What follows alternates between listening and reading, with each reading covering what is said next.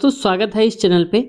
और आज उम्मीद करते हैं आज की क्लास बहुत ही बेहतरीन होने वाली है, क्योंकि यहाँ पर डिस्क्रिप्शन के साथ हम समझेंगे और साथ ही साथ अगर कोई ऑप्शन आ रहा है तो उस ऑप्शन से क्या क्या डिटेल्स मिल सकते हैं उनके बारे में भी हम जानेंगे। साथ ही साथ हम पिक्चर भी देखेंगे कि किसी भी क्वेश्चन की जो जो पिक्चर्स हो सकती हैं पिक्चर के माध्यम से समझेंगे ताकि और अच्छे से आप समझ पाएं।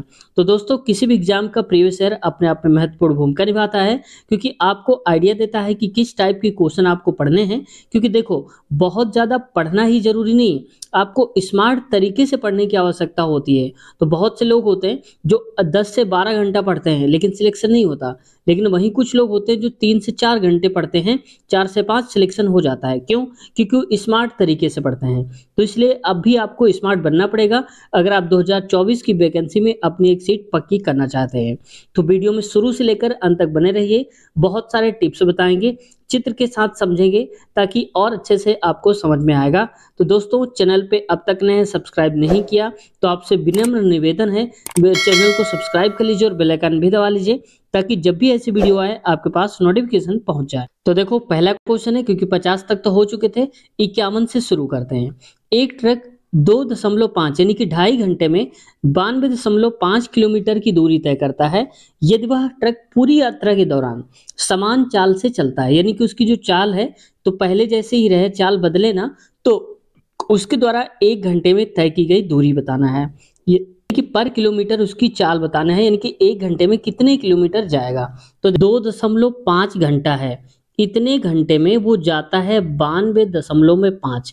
आप सीधा सा समझो कि 2.5 घंटे का मतलब है 92.5, तो 1 घंटे का मतलब क्या होगा। तो मान लो कि 1 घंटे का मतलब हो जाएगा 92.5 और नीचे आ जाएगा ये 2.5। पॉइंट के बाद एक डिजिट है इधर और यहाँ भी एक डिजिट है, दोनों हट जाएंगे, मतलब आ जाएगा, मैं इसको डायरेक्ट लिख देता हूँ हटा करके यहाँ पर, ठीक है। अब आप इसको काटिए, 5 से काटते हैं तो 55 25 हो जाएगा, और यहाँ पर 5 एकम 5, 4 बचेगा तो 42 हो जाएगा, और 5 8 40 हो जाएगा, बचेगा 2, 55 25 हो जाएगा और बटे में 5। यानी कि 1 घंटे में जो चल रहा है वो 185 बटे में 5। इसको और काट दीजिए, 5 एकम 5, 5 3 15 आएगा, 3 बचेगा तो 5 7 35। यानी कि 1 घंटे में दोस्तों जो दूरी तय होगी वो होगी 37 किलोमीटर।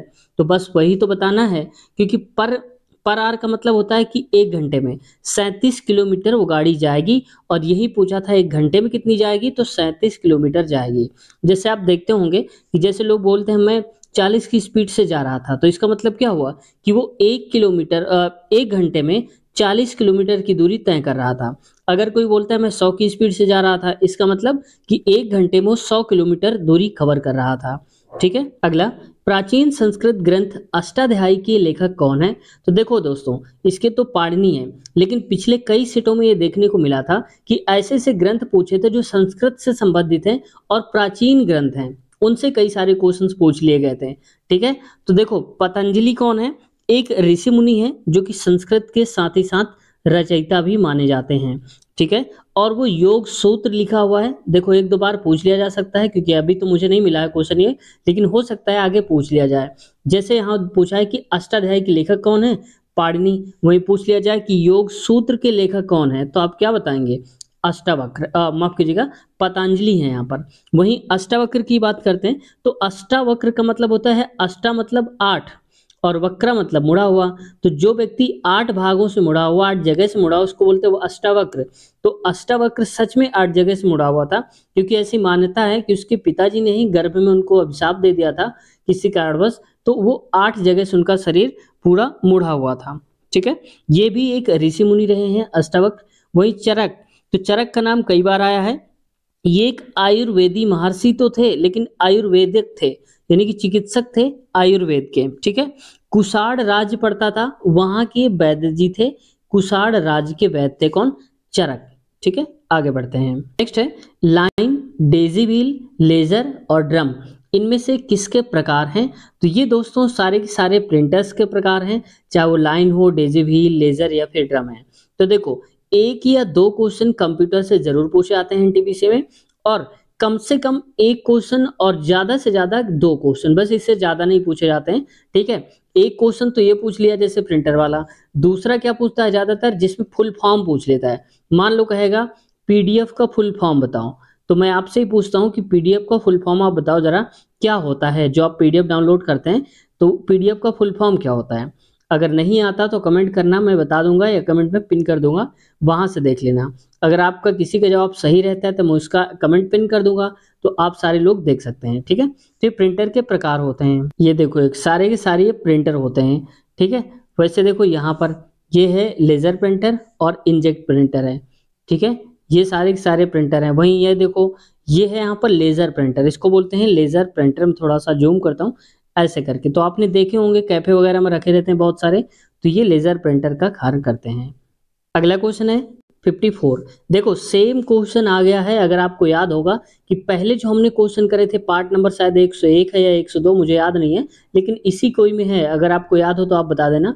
तो देखो 101 या 2 में है पता नहीं है, लेकिन ऐसे ही क्वेश्चन पूछा गया था सेम, बस डिजिट चेंज करा था उसने। ठीक है, तो समझते हैं कैसे करेंगे। सबसे पहले इसको देखो 2/5 प्लस का 2/10 दिया है, इनका एलसीएम ले लीजिए। यह मैं इधर कर देता हूँ n+1 अपान में n+5।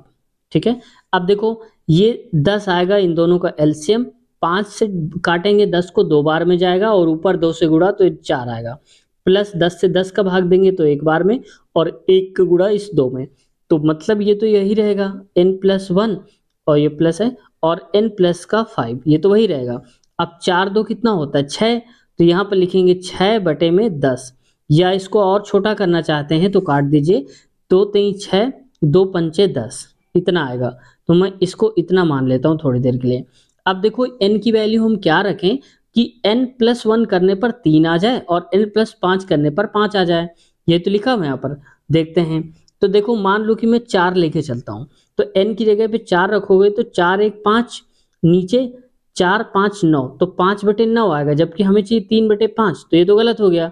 अब हम 9 को लेते हैं, तो देखो 9 को लेके करेंगे तो 9 1 10, तो 10 बटे में, और 9 5 14, इसको और काटेंगे तो 5/7 हो जाएगा, जबकि हमें चाहिए 3/5, तो ये भी गलत हो जाएगा। ठीक है, अगला देखो।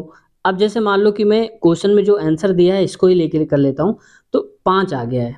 ठीक है, तो देखो n की जगह में 5 रखो, तो 5 प्लस का 1, और नीचे क्या आएगा 5, क्योंकि n की जगह में 5 रखा है, और +5 पहले से है, तो ये क्या हो जाएगा 6/10। और देखो 6/10 को काटोगे 2 3 6 2 5 10, यानी कि 3/5 आएगा, और यहाँ भी देखो 3/5 आ रहा था, मतलब ये इक्वल ये हो रहा है। तो ऑप्शन नंबर पहला सही उत्तर हो जाएगा। समझ गए आप। आगे बढ़ते हैं क्वेश्चन पे। नेक्स्ट क्वेश्चन है हमारा, देखो इनमें से किसे FIAF द्वारा 2021 फिल्म आर्काइव पुरस्कार से सम्मानित किया जाएगा। तो ये अमिताभ बच्चन थे जिनको पुरस्कार मिला था।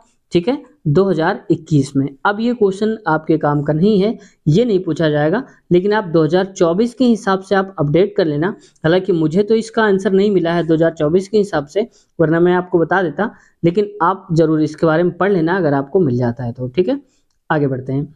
अगला क्वेश्चन है, देखो यहाँ पर क्वेश्चन में कह रहा है निम्नलिखित में से कौन सा स्प्रेडशीट का एक उदाहरण है। तो स्प्रेडशीट का एक उदाहरण है माइक्रोसॉफ्ट एक्सेल। इसका जो काम होता है वो स्प्रेडशीट यहीं से हम बनाते हैं। ठीक है, आगे बढ़ते हैं। देखो अच्छा, इसके पहले भी 2-3 क्वेश्चन, अब पहले भी आपने देखा कि कंप्यूटर का क्वेश्चन आया था, और ये भी देखो कंप्यूटर का क्वेश्चन आ गया है। ठीक है, लगभग एक ही चैप्टर्स हैं, तो 1 और 2, 1 से 2 क्वेश्चन कंप्यूटर के पूछ लिए जाते हैं। अगला क्वेश्चन, समर्थ योजना केंद्र सरकार के किस मंत्रालय द्वारा संचालित है। तो ये संचालित है वस्त्र मंत्रालय जो है उसने चलाया हुआ है। कौन सी? समर्थ योजना। तो देखो यहाँ से आपको एक चीज याद रखना है कि जितने भी 2024 में योजनाएं लॉन्च हो रही हैं या हुई हैं, उनको जरूर आप एक बार ध्यान में देना। ठीक है, क्योंकि जो आपका पेपर होगा वो 24 में तो नहीं होगा, लेकिन 2025 में पेपर होगा एनटीपीसी का, जो आपकी संभावना अब तक दिख रही है। ठीक है, तो जब 25 में होगा तो आपको कम से कम नहीं तो 1 साल का 1 साल या 10 महीने का कम से कम आपको लेकर चलना होगा टारगेट, क्योंकि पिछली बार के देखा होगा अभी आगे भी मिलेंगे तो भी मैं बता दूंगा। तो बहुत सारे क्वेश्चन ऐसे थे दोस्तों जो एक एक डेढ़ साल पुराने क्वेश्चन पूछे गए थे और नाम था उनका करंट अफेयर। तो ऐसा भी हो सकता है रेलवे में, क्योंकि रेलवे कभी भी ऊट पटांग का काम कर देता है। ठीक है, तो इसलिए आप अपना जो पलड़ा है वो थोड़ा सा जोरदार रखिए। तो 2024 के क्वेश्चन अभी से आप तैयार रखिए, ठीक है, ताकि दोबारा कभी आपको क्वेश्चन आ जाए तो आप उसको टिक कर पाए। क्योंकि करंट अफेयर में क्या होता है कि क्वेश्चन को रट पाना तो मुश्किल है, इतने सारे क्वेश्चन नहीं रट सकता कोई, लेकिन अगर आपने क्वेश्चन पढ़ा होगा तो ऑप्शन देखकर आपको जरूर समझ में आ जाएगा कि हाँ इसका आंसर ये होना चाहिए था। ठीक है, तो इसलिए आप करंट अफेयर पर थोड़ा सा जोर दे दीजिए। इसके लिए कोई भी बुक आप ले सकते हैं। अगला क्वेश्चन है, किरण किसी कार्य को 15 दिन में पूर्ण कर सकती है, वह 5 दिन काम करने के बाद काम छोड़ देती है।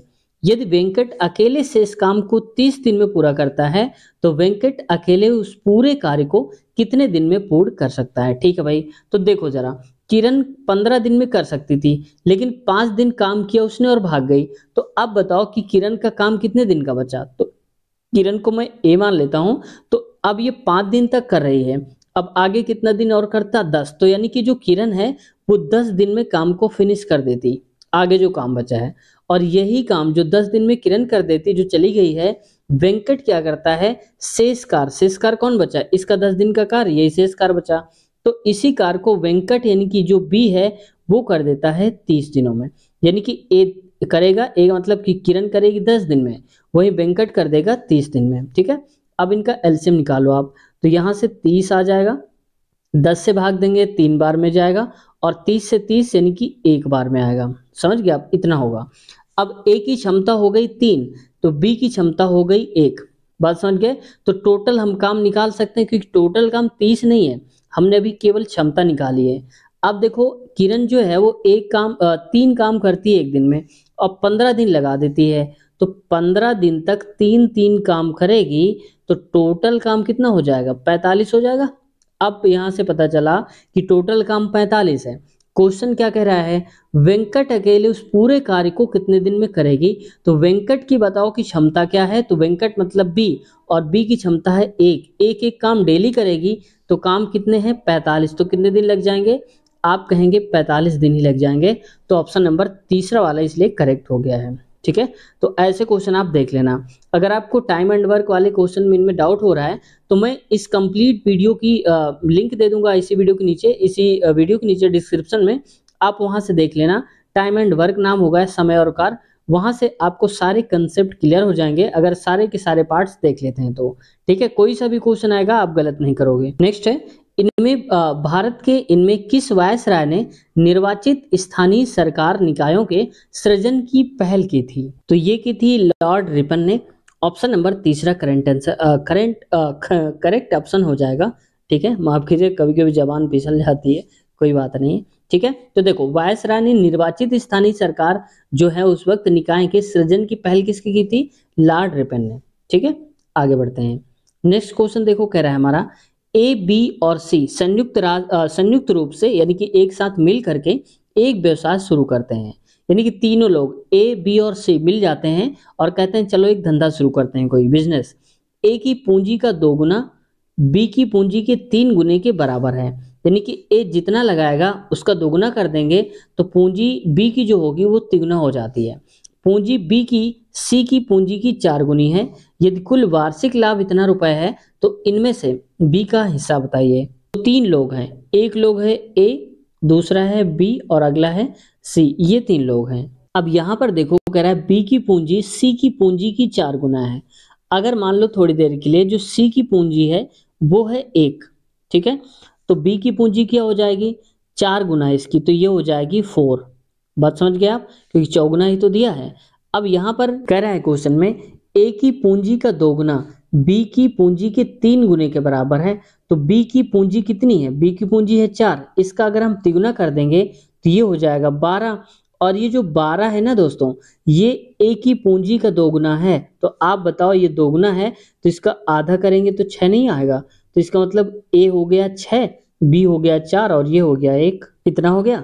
अब देखो यहाँ पर कह रहा है कि कुल वार्षिक लाभ इतना हुआ। अब देखो वार्षिक लाभ का मतलब क्या है, हम यहाँ पर 12 गुणे 12 क्यों नहीं कर रहे हैं, क्योंकि देखो ये सारे के सारे अनुपात हमने लिया है। तो 12 से 12 कट जाएगा वैसे भी, तो हम मान के केवल इतना चलते हैं।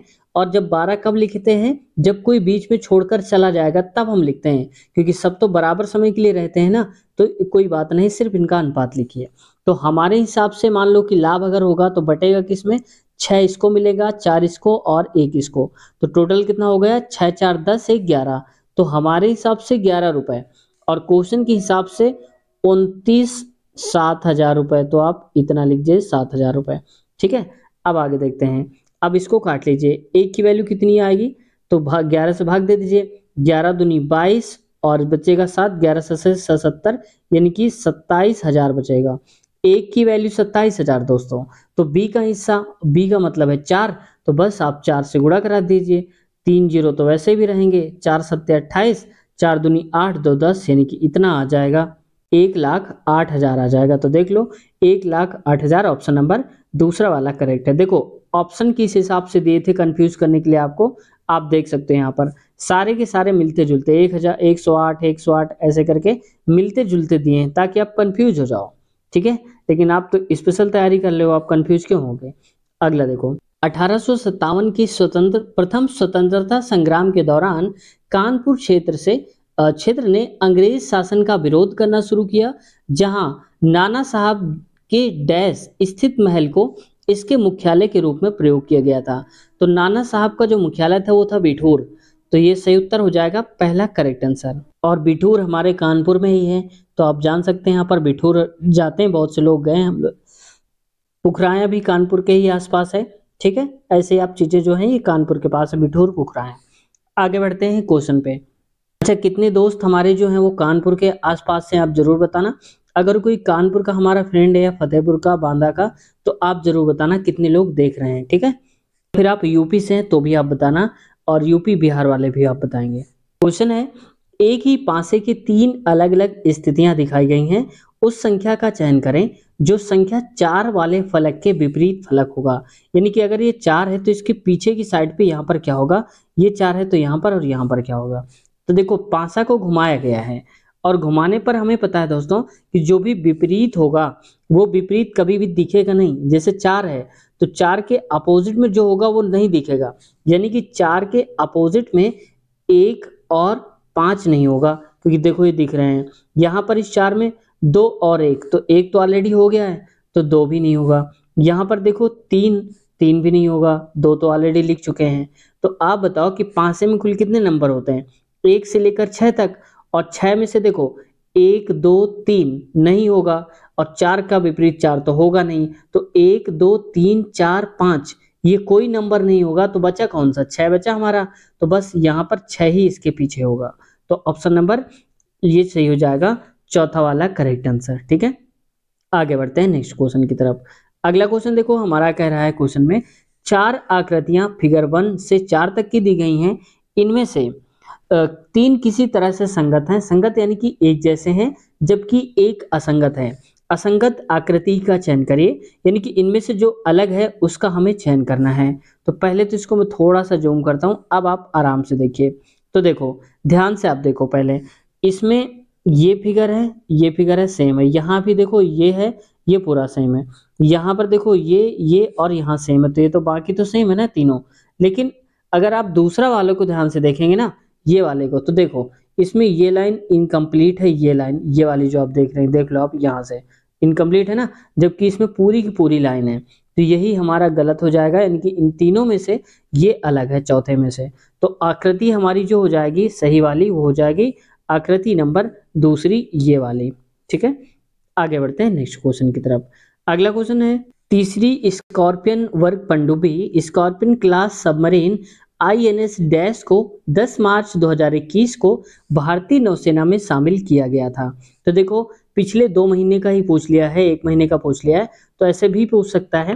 तो यहाँ से आप देखो स्कॉर्पियन पनडुब्बी जो हैं इनके बारे में, या कोई ऐसा कोई प्रोजेक्ट चल रहा है जैसे इसरो के बारे में, तो भी आप इन सब चीज़ों पर नज़र बना के रखना है, यानी कि जो करंट टाइम पे हो रहा है हमारे यहाँ उससे अपडेटेड रहना है आपको, ये आपकी करंट अफेयर है। ठीक है, तो ये कौन सा था, INS करेंस था। हालांकि ये क्वेश्चन अब आपसे नहीं पूछा जाएगा, लेकिन मैं इन क्वेश्चन को न चाहते हुए भी इसलिए बता देता हूँ ताकि आप ऐसे क्वेश्चन से आगे के लिए आप तैयारी कर पाएँ। 2024 के हिसाब से आप समझ पाएँ कि ऐसे क्वेश्चन हमें 24 के हिसाब से पढ़ना है, ठीक है?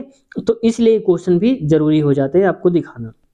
आगे देखो, अगला क्वेश्चन है देखो, 96 किलोमीटर प्रति घंटे की चाल से चल रही एक रेलगाड़ी एक खंभे को 12 सेकंड में और एक प्लेटफॉर्म को 30 सेकंड में पार करती है। प्लेटफॉर्म की लंबाई ज्ञात करिए। तो देखो, जब कभी गाड़ी चलती है, जैसे मान लो कोई खंभा है या कोई व्यक्ति है, उनको पार करने पर जो भी समय लेती है, इसका मतलब है कि ट्रेन खुद की ही लंबाई को पार करती है। क्यों? क्योंकि इनकी कोई लंबाई नहीं होती है, खंभा हो कोई व्यक्ति हो, इनकी कोई लंबाई नहीं मानी जाती है। चलिए देखते हैं क्वेश्चन में। तो देखो, 96 किलोमीटर प्रति घंटा, जबकि यहाँ पर सेकंड दिया है, सेकंड दिया है, तो मीटर पर सेकंड होती है चाल, किलोमीटर प्रति घंटा होती है। तो इसको जो 96 लिखा है किलोमीटर प्रति घंटा, इसको मीटर पर सेकंड में बना लेंगे तो 5 बचे 18 से हम गुणा कराएंगे। 18 को आप काटिए 6 से, तो 6 त्रिक 18 हो जाएगा, 6 कम 6 3 बचेगा, 6 से रंग 36 हो जाएगा। तो यहाँ पर 16 गुणे 5 यानी कि 80 बटे में 3 हो जाएगा, मीटर पर सेकंड में इसकी चाल हो जाएगी। अब देखो, 12 सेकंड में खंबे को पार करती है और प्लेटफॉर्म को 30 सेकंड में पार करती है। तो मान लो कि अगर ये प्लेटफॉर्म है और यहाँ से इधर की तरफ भी लंबाई पार करेगी, तो इसका मतलब कि दोनों यहाँ से यहाँ तक ट्रेन अपनी लंबाई पार करेगी और ये प्लेटफॉर्म को भी पार करेगी। तो 12 सेकंड में तो खंबे को पार करती, खंबे को पार करने का मतलब खुद की लंबाई को पार करती 12 सेकंड में, और ये 30 सेकंड में प्लेटफॉर्म की लंबाई को पार करती है। 30 सेकंड टोटल जो है वो खुद की लंबाई प्लस प्लेटफॉर्म की लंबाई है। तो इसका मतलब अगर हम ये निकालना चाहें कि प्लेटफॉर्म की लंबाई कितनी है, कितने सेकंड तक प्लेटफॉर्म को क्रॉस करने में लगे, तो 12 हटा दो, क्योंकि 12 तो खुद की लंबाई के हटा दो ना, तो 30 में से 12 हटा देंगे आप तो आएगा 18, यानी कि 18 सेकंड में गाड़ी जो है वो प्लेटफॉर्म को पार करती है।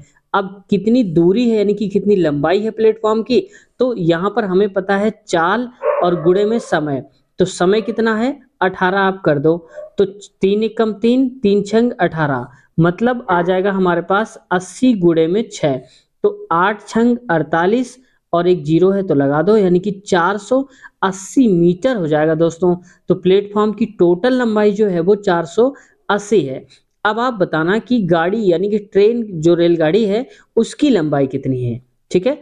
आप हमेशा जो यहाँ पर आया है चाल 12 से गुणा करा के चेक करना और फिर बताना कि उसकी जो लंबाई है ट्रेन की वो क्या है। तो इसका सही उत्तर चौथा हो जाएगा 480। आगे बढ़ते हैं, अगला क्वेश्चन, 10 मीटर लंबे और 8 मीटर चौड़े एक आयताकार भूखंड के बाहर चारों ओर एक 5 मीटर चौड़ा रास्ता है, रास्ते का क्षेत्रफल बताना है। चलिए इसको फिगर समझते हैं। देखो, ऐसा कोई मान लो कि एक त्रिभुज है, ठीक है, ये कोई त्रिभुज देकर रखा है। अब इसी त्रिभुज में बोल रहा है कि 5 मीटर चौड़ा एक रास्ता है, कहाँ से, बाहर की तरफ। तो देखो, बाहर की तरफ एक चौड़ा रास्ता बना देता हूं मैं, ऐसे करके कुछ इस प्रकार से होगा, ये चौड़ा रास्ता है। यहाँ पर कहाँ गया चौड़ाई इसकी, थोड़ा सही करता हूँ। देखो कुछ इस प्रकार से है। अब 5 मीटर चौड़ाई है, मतलब कि ये वाली चौड़ाई है इसकी, ये मान लो कि ये वाली चौड़ाई है, ये वाली, ये जो दिया है ना, ये चौड़ाई है इसकी 5 मीटर। तो रास्ते का क्षेत्रफल बताना है, मतलब ये जो कलर्ड वाला है एरिया, इसका एरिया बताना है टोटल क्या होगा। ठीक है, तो भाई बताते हैं क्या होगा। तो देखो, इसकी लंबाई तो 10 मीटर है, तो ये अंदर वाला है 10 मीटर दोस्तों, याद रखेंगे, और चौड़ाई जो है 8 मीटर है। 8 मीटर मतलब कि अंदर वाला 8 मीटर है। अब बाहर वाले तो हमें नहीं पता है, सिर्फ ये चौड़ाई इसकी पता है कि 5 हर जगह से 5 होगी। तो इसके लिए फॉर्मूला होता है 2x l प्लस का b, और बाहर से है इसलिए यहाँ पर आएगा प्लस का 2x, अगर अंदर से होता तो माइनस का 2x लगाते। ठीक है, x का मतलब है कि जो रास्ते की चौड़ाई है वो लिखते हैं, तो 2 गुणे में 5 और अंदर लिखेंगे l plus B. l plus B का मतलब 10 और 8, तो 10, चलो मैं लिख देता हूँ कंफ्यूजन ना हो, 10 प्लस का 8 प्लस का 2 और एक से में है 5, तो आ जाएगा ये, तो 2 पंचे 10 हो जाएगा। और यहाँ पर देखो 10 8 18 हो जाएगा, और 5 दूनी 10, तो 18 8 कितना हो जाएगा, 28 हो जाएगा। तो बस मल्टीप्लाई करा दीजिए, 28 गुणे 10 यानी कि 280 मीटर स्क्वायर दोस्तों इसका एरिया हो जाएगा इस वाले रास्ते का। ये जो यहाँ पर आप देख पा रहे होंगे, ये रास्ता 280 मीटर स्क्वायर का है। तो ऑप्शन नंबर पहला सही उत्तर हो जाएगा। ऐसे फार्मूले देखो बुक में बहुत ही कम मिलते हैं, ऐसे फार्मूले को आप हमेशा नोट कर लिया करिए। अगर आपको आ रहा है तो ठीक है, और नहीं आ रहा तो आप नोट कर लेना, ठीक है। आगे बढ़ते हैं नेक्स्ट क्वेश्चन की तरफ। अगला क्वेश्चन हमारा है देखो कथन निष्कर्ष का, और कथन निष्कर्ष रेलवे का तो फेवरेट ही फेवरेट है। रेलवे के दो फेवरेट क्वेश्चन है, कौन कौन से? एक वो क्वेश्चन जिसमें प्रथम सबसे पहले सर्वप्रथम वर्ड आता है वो, और दूसरा कथन और निष्कर्ष का, ठीक है। कथन निष्कर्ष के आप बादशाह बन जाओगे कब? जब आप कई सारे सेट को लगातार देख लोगे और कम से कम 250-300 क्वेश्चन कथन निष्कर्ष से आप कर लोगे, तो इसके बाद कहीं से भी घुमा कर आ जाए आप 100% कर पाओगे, ठीक है। देखते जाओ केवल ऐसे। देखो कथन कह रहा है शिक्षक केवल लंबे लोगों से दोस्ती करते हैं, ठीक है भाई, केवल वर्ड दे दिया है यहाँ पर। अब टंडन बहुत लंबा है, अब शिक्षक केवल लंबे लोगों से दोस्ती करते हैं, यहाँ पर ये कह रहा है, और टंडन बहुत लंबा है, तो भाई देखते हैं, हो सकता है टंडन से दोस्ती हो। अब निष्कर्ष हम कह सकते हैं कि टंडन, चलो मैं इसको थोड़ा बड़ा करता हूँ, आपको शायद प्रॉब्लम हो रही होगी, ऐसे, ठीक है। अब तो ठीक है ना। तो देखो कह रहा है कि टंडन एक शिक्षक का दोस्त है, टंडन एक शिक्षक का दोस्त है और दोस्ती करते हैं लंबे लोगों से। टंडन एक शिक्षक का दोस्त नहीं है, तो देखो इसमें से कोई सा भी हो सकता है। देखो टंडन तो लंबा है और शिक्षक को लंबे लोग पसंद हैं, तो हो सकता है कि इसका दोस्त हो और हो सकता है इसका दोस्त ना हो। भाई दो में एक ही तो हो सकता है। दोस्त लंबा लंबा होने का मतलब ये थोड़ी है कि पूरी दुनिया भर के जो लंबे लोग होंगे वो इस शिक्षक के दोस्त होंगे, ऐसा तो नहीं है ना। लंबे बहुत सारे लोग होते हैं, लेकिन इसके जितने भी दोस्त हैं शिक्षक के वो लंबे लोग ही हैं, ये बात से फिक्स है। तो टंडन की पॉसिबिलिटी है कि हो सकता है उसका दोस्त हो और हो सकता है दोस्त ना हो, तो इनमें से कोई एक सही होगा, या तो पहला वाला या तो दूसरा वाला, ठीक है। अब आते हैं ऑप्शन की तरफ। तो देखो ऑप्शन नंबर चौथा में दिया है, या तो निष्कर्ष फर्स्ट या सेकंड पालन करता है। भाई अगर आप ये कहो, आपसे मैं कहूँ भूख लगी, तो आप क्या बोलेंगे? या तो आपको भूख लगी होगी या तो आपको भूख नहीं लगी होगी, दो में एक ही काम तो होगा ना, ठीक है। वैसे ही पूछा जा रहा है। अगला क्वेश्चन देखते हैं। नेक्स्ट है स्वतंत्रता के बाद दूसरी पंचवर्षीय योजना जो 1956 से 61 के बीच चली थी, तो जर्मनी के असहयोग से किस इस्पात संयंत्र की स्थापना की गई थी? तो ये था राउरकेला इस्पात संयंत्र। नेक्स्ट क्वेश्चन देखते हैं। अगला क्वेश्चन हमारा इसमें कह रहा है भारतीय संविधान के इनमें से किस अनुच्छेद में नए राज्यों के गठन, सीमाओं के फेरबदल इत्यादि से संबंधित वर्णन है? तो ये अनुच्छेद नंबर 3 है, यानी कि राज्यों का नया गठन हो सकता है अनुच्छेद 3 के अंतर्गत, या फिर उनकी सीमा को घटा या बढ़ा सकते हैं। मान लो ये ऐसे नहीं, यहाँ से अब यहाँ से कर दिया सीमा, ऐसा कर सकते हैं, लेकिन अनुच्छेद नंबर 3 के हिसाब से कर सकते हैं। वहीं अगले क्वेश्चन पे आते हैं। क्वेश्चन है वह संख्या ज्ञात कीजिए जिसे 510 और 240 में से घटाने पर प्राप्त संख्याओं का महत्तम समापवर्तक 24 प्राप्त हो जाए। तो भाई देख लेते हैं। पहले हमारे पास दो संख्या हैं, एक है 510 और दूसरी है 270। इन संख्याओं में हमें ऐसी चीज घटाना है जिससे कि मासा जो है वो 24 हो जाए, ठीक है भाई। तो मान लेता हूं कि पहले मैं घटा लेता हूं 16, ठीक है। 16 घटाएंगे तो यहाँ 10 चला गया और यहाँ पर 6, यानी कि 494 आएगा। ये तो हो गया पहला। दूसरा में मान लो हम घटाते हैं 16, तो अगर 16 घटाएंगे तो इसमें से आ जाएगा 54, यानी कि 254 आ जाएगा, ठीक है। अब देखो क्या इन दोनों का महत्तम समापवर्तक 24 है? और महत्तम का मतलब है इन दोनों से 24 जो है 24 काट देगा इन दोनों नंबर्स को। तो चेक कर लेते हैं। 8 त्रिक 24 और 8 छंग 48, बचा 1। तो 14 क्या कटता है? 8 से नहीं कटेगा ना, तो इसलिए ये फ्लॉप। अगर ये फ्लॉप तो फिर पूरा ही फ्लॉप हो जाएगा, दोनों कटना चाहिए, ठीक है। तो देखते हैं इसको। तो वह संख्या ज्ञात कीजिए जिसे 510 70 में घटाना है। अब हम 6 घटा के देखते हैं। तो 510 है एक संख्या और दूसरी है 270। इसमें से अगर आप 6 घटा देंगे तो बचेगा हमारे पास 504, और यहाँ पर 270 में से 6 घटाएंगे तो आ जाएगा 264। ये बात फिक्स है। तो अब आगे देखो, अब 24 इनका कह रहा है कि महत्तम होगा। तो अब देखो इसको काटो जरा, किससे काटेंगे? 24 से, क्योंकि 24 महत्तम है ना। तो 24 से और 24 से आप काट के देखिए जरा। तो काटता हूं 8 त्रिक 24, 8 छंग 48, 2 बचा। तो 8 त्रिक 24 फिर हुआ, फिर आया यहाँ पर 3, 3 एक कम, 3 दूनी और 3 एक कम, ये तो कट गया पूरा। वहीं पर इसको देखो 8 त्रिक 24, यहाँ पर 8 त्रिक 24, 2 फिर 8 त्रिक 24 और नीचे आएगा 3, फिर कट करेंगे तो आ जाएगा 11, समझ गए आप। तो 11 आएगा, तो ये भी दोनों के दोनों कट रहे हैं, तो इसका मतलब सही उत्तर हमारा हो जाएगा दूसरा वाला, एक आंसर नंबर 6 हो जाएगा राइट ऑप्शन। दो धनात्मक संख्याओं का योग 27 है जबकि उनके वर्गों का अंतर 81 है, दोनों संख्याओं में से बड़ी संख्या ज्ञात करिए। तो देखो ऐसे क्वेश्चन जब कभी आ जाए तो आप ऑप्शन को देखा करो, दोनों संख्याओं में बड़ी संख्या बताना है तो दो संख्या होंगी, मान लो कि एक x है और दूसरी वाली y है, दोनों का योग जो है वो 27 होना चाहिए। मैं मान लेता हूं कि एक संख्या अगर 14 होगी तो दूसरी वाली क्या होगी 13 होगी, क्योंकि तभी तो 27 आएगा उनका योग। और कह रहा है उनके वर्गों का अंतर जो है ना वो 81 है, तो देखो 14 14 हम 196, 13 13 हम 169 हो जाएगा। इन दोनों को आप देख लो जरा चेक करके, 16 में से 9 गया तो 7 आएगा, और 8 में से 6 गया तो आएगा यहाँ पर 2, और यानी कि 27 हो रहा है, जबकि यहाँ पर क्या कह रहा है 81 है, तो ये तो 27 हो रहा है, तो ये तो गलत हो गया हमारा। अगला लेते हैं यहाँ पर 15 वाले को, तो देखो योग 27 आना चाहिए, तो एक्स वाई वैसे ही रखेंगे। मान लिया हमने कि यहाँ पर योग 27 है, तो एक संख्या अगर 15 है तो दूसरी वाली कितना होना चाहिए 12 होना चाहिए, भाई दोनों जोड़ेंगे 27 आएगा ना।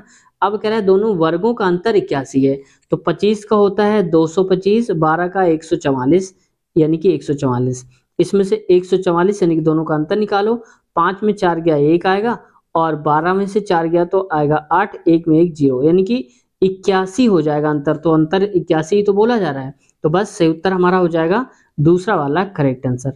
आगे बढ़ते हैं क्वेश्चन पे। सागा 2020 भारतीय अंतरिक्ष अनुसंधान संगठन यानी कि इसरो द्वारा निर्मित है। सागा 220 क्या है, तो ये है सुपर कंप्यूटर।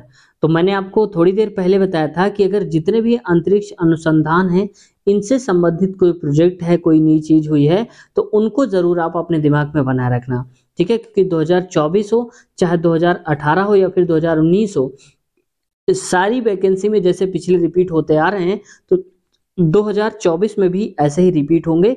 आप चिंता मत करिए, तो इन पर ज़्यादा फोकस करिए, क्योंकि आपको स्मार्ट तरीके से पढ़ना है ताकि कम पढ़ाई पर भी आपका सिलेक्शन हो सके और आप भीड़ से थोड़ा सा अलग हो पाएं।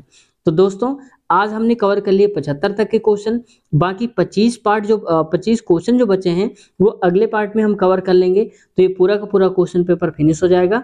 फिर इसके बाद अगला क्वेश्चन पेपर हम अगले शिफ्ट का उठाएंगे। आज की वीडियो कैसी लगी कमेंट सेक्शन में आप लोग जरूर बताना, और कुछ पूछना या कहना चाहते हैं, कोई सुझाव है तो कमेंट सेक्शन में कमेंट करिए। आपका रिप्लाई देने की हम पूरी कोशिश करेंगे, क्योंकि जितने भी हजारों लोगों ने अब तक कमेंट्स करे हैं हमने उन सब का रिप्लाई दिया है, भले ही तुरंत ना दिया हो, कुछ देर बाद दिया हो, तो भी उनका रिप्लाई जरूर हमने दिया है। दोस्तों वीडियो से कुछ सीखने को मिला हो तो चैनल को सब्सक्राइब कर लीजिए, साथ ही साथ बेल आइकन भी दबा लीजिए ताकि जब भी हमारी वीडियो आए आपके पास नोटिफिकेशन पहुंच जाए और आप आसानी से वीडियो को देख पाएं। यहाँ से दोस्तों इस चैनल पर आपको group D, LP technician, NTPC सभी के प्रीवियस ईयर मिल जाएंगे।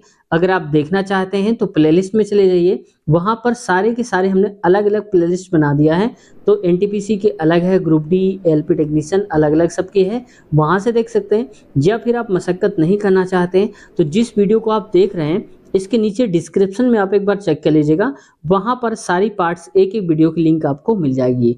रेलवे इंटरव्यू देखना चाहते हैं तो भी आपको वहां पर पार्ट्स मिल जाएंगे, और गणित की वीडियोस के भी पार्ट्स आपको वहां पर देखने को मिल जाएंगे, साथ साथ ग्रुप डी और एलपी टेक्नीशियन भी। तो दोस्तों मिलते हैं अगले पार्ट में अगले क्वेश्चन के साथ, तब तक अपना ख्याल रखिए, टेक केयर, बाय बाय।